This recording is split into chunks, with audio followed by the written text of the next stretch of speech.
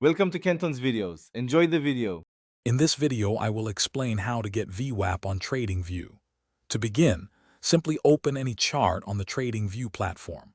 Whether you are analyzing stocks, crypto, or forex, the process remains consistent. Look for the Indicators button, usually positioned near the top of your screen. This is your gateway to adding a wide array of technical analysis tools, including the volume-weighted average price. Once you have clicked the Indicators button, a search bar will appear. In this search bar, type VWAP to filter the extensive list of available indicators. You will see Volume-Weighted Average Price appear in the results. Simply click on it to add it directly to your active chart.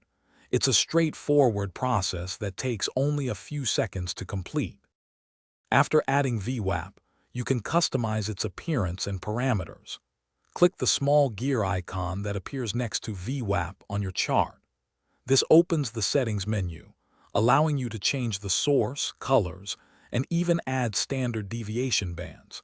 Many traders use 2 or 3 standard deviation bands to identify potential overbought or oversold conditions relative to the average price.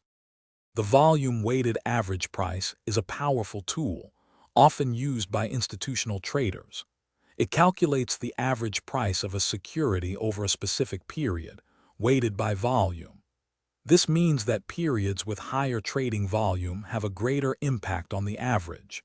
It helps you understand the true average price paid by market participants, offering insights into trend direction and potential support or resistance zones.